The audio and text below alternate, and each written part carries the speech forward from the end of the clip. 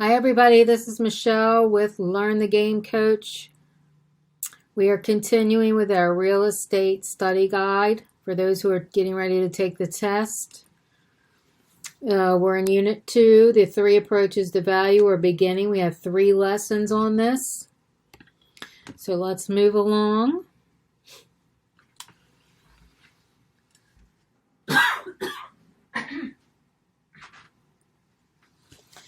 Okay. In this unit, we're going to look at 3 primary approaches to value used by appraisers. So we're still doing appraisers. We're still in the appraiser section here. One of these are familiar to you, the sales comparison approach, and you'll use this approach to prepare your comparative market analysis. And this you'll be doing a CMA quite often. For some properties, the cost approach is more appropriate. For others, it will be the income approach. Often appraisers will use all 3 approaches to value and weigh the final numbers based on the approach that is appropriate. All right, in this objective, we're going to describe the 3 appraisal approaches to value.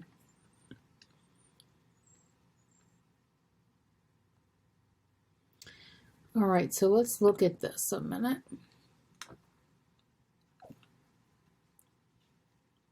The sales comparison approach to value is like our CMA, a comparative market analysis. Okay, so that's going to be pretty easy. The principles of substitution says the value of a property is equal to the value of a substitute property. Since every property is different, appraisers will follow a process of adjusting to comparable properties like substitutes.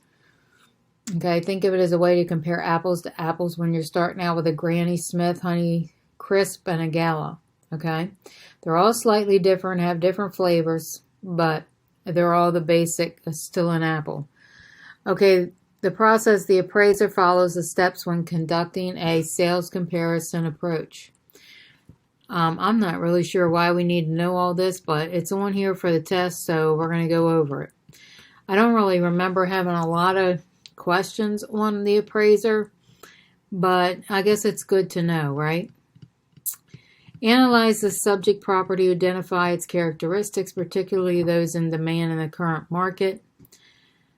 Identify the comparable properties, compare the comparables to the subject property, and make adjustments to the sales price. Use the data to arrive at an opinion of value for the subject property. Okay, they have to find, I guess it's good to know the process in case you're a customer or your buyer or seller ask. Anything about it, you'll know. Okay, there's 2 categories of comparison, the elements of comparison and the units comparison. I don't believe you need to memorize all these things, but it's good to know. Okay, they analyze the location, the date of sale, the property characteristics, like if it has 1 bathroom, 2 bathrooms, such and such, a garage, things that make the value go up or down. The square footage per acreage, those types of things, units of comparison. Some questions that test comparability are fee simple interest. Is a fee simple estate?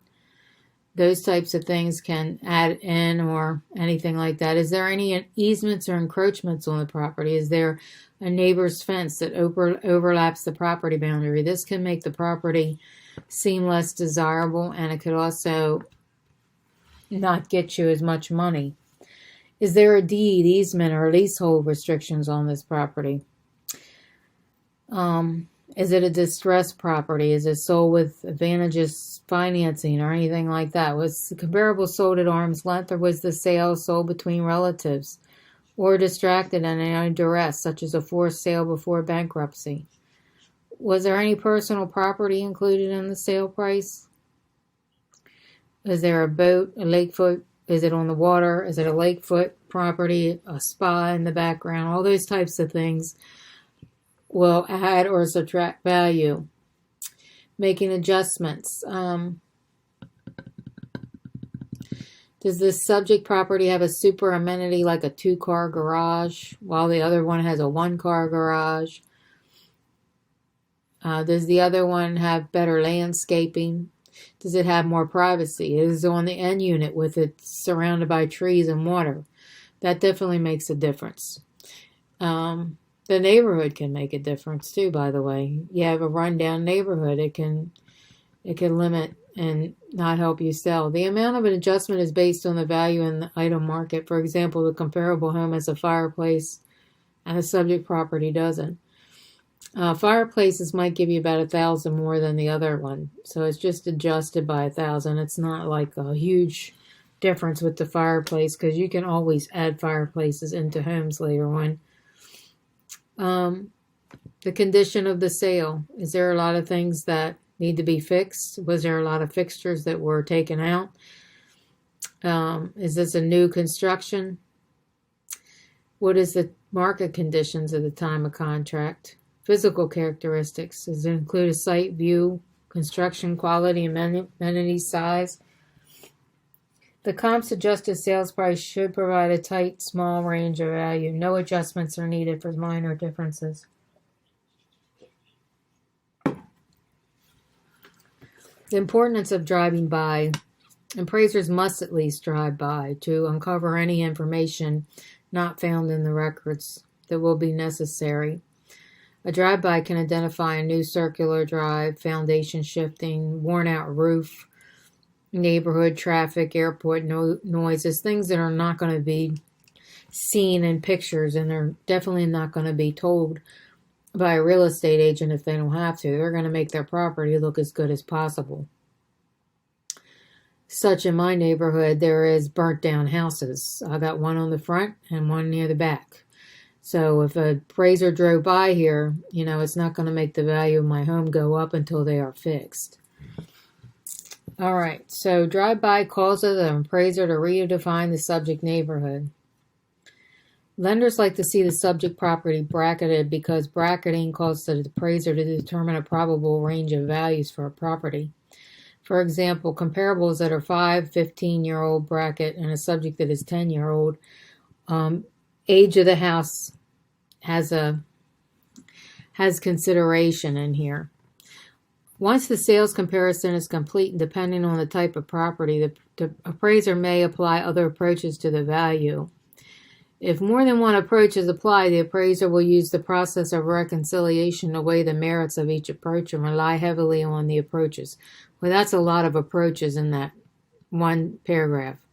I think they said approach and approaches like 3 or 4 times in that one paragraph. Approach, approach, approach, and approaches. I have no idea what they're saying. But anyway, we're going to move on. The sales comparison approach. Here we go again. Okay, we went over that. They should just say sales comparison because they're confusing. This is used in all residential appraisals. This is your CMA, which you'll be doing a lot of when you become a real estate agent. However, an appraiser must use the income and cost approach. This is an appraiser. So unless you're planning on becoming an appraiser instead of a real estate agent, you don't really need to know. You need to know that they use it, but you don't need to know the details because we're not doing appraising here. So that's why I'm not really sure they're going into depth on this. But anyway, we're going to go on with it. Each appraisal approach relies on something to determine a property's value. What does the sales comparison approach rely on? Value of similar properties in the market. Correct. This is like your CMA. Value principle. These 3 approaches are based on certain principles of value. On which value principle is the sales comparison approach based? Now, I want to say substitution. You got it. Sales comparison finds equivalent substitute properties. So if you're taking a screenshot, there you go. All right, steps in the process. You'll probably figure out the appraiser's job involves a lot of systematic thinking and process following. What's the first step in the overall process that appraiser uses with the sales comparison approach?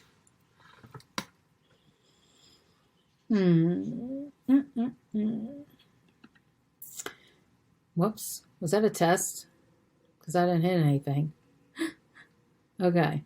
Yes, the appraiser will analyze the subject property first. I don't remember hitting anything, but apparently I did. Okay. I think it just hit next for me. Okay.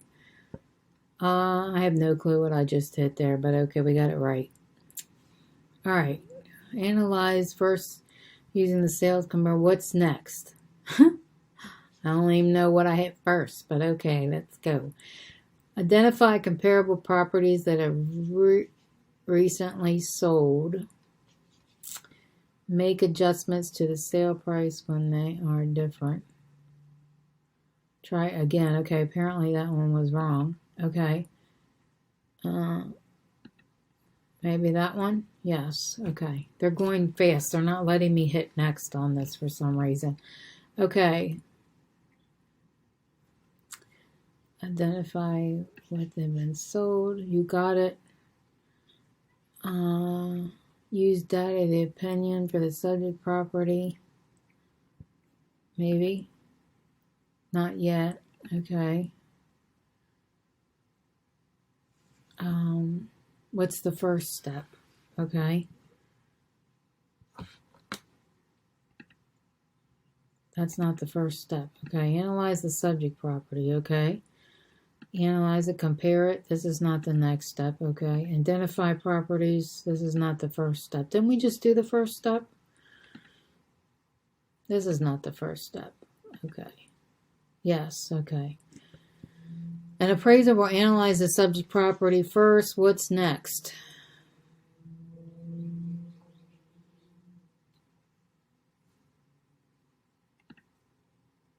This is not the next step. This is not the first step. Yes, okay. This is getting on my nerves now. What's next?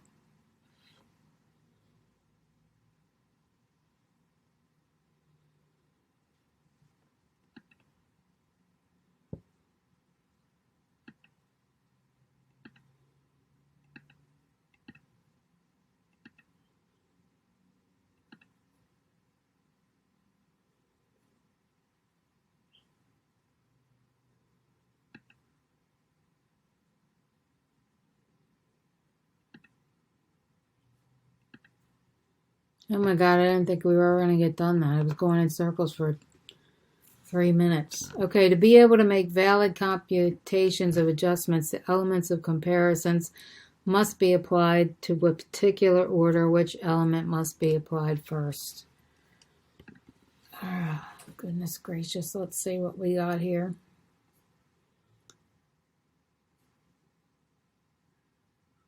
Conditions of sales. This is it right here. Financing. Correct. Finding comparables. What are some of the factors an appraiser needs to consider when finding properties comparable to the subject property? Property interest and rights.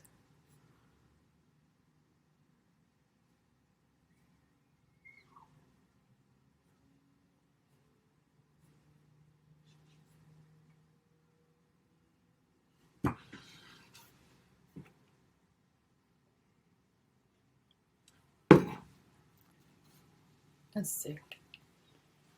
Property interests and rights.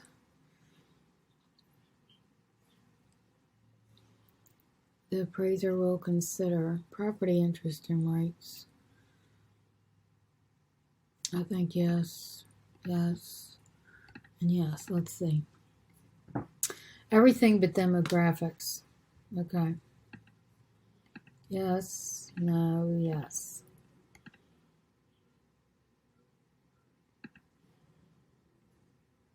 All right. What's the market value of the property?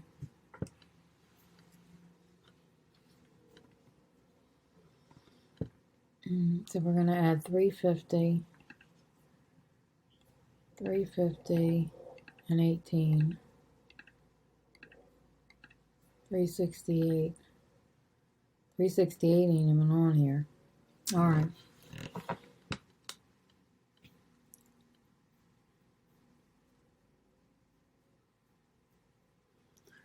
$350, maybe 378. Did I key it in wrong?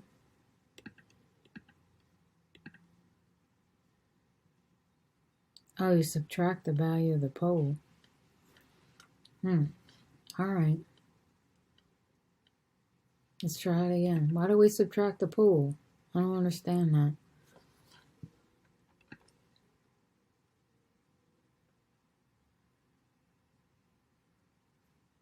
Maybe we're subtracting the value of the pool. Okay.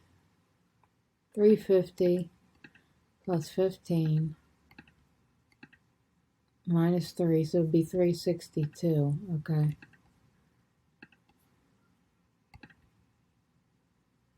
All right, maybe I'm reading this wrong. Oh, the other one had an unfinished basement and a pool. Yeah, I wasn't reading it right. Okay. It looks like that's the end of this lesson 1. Oh, we did lesson 1 and lesson 2, or lesson 1? Okay, we just did lesson 1. The cost approach will be next if you're joining me. If you're continuing with me, thank you. I got to leave this sit for 1 second so that my end screen will pop up, and I will see you all in the next video.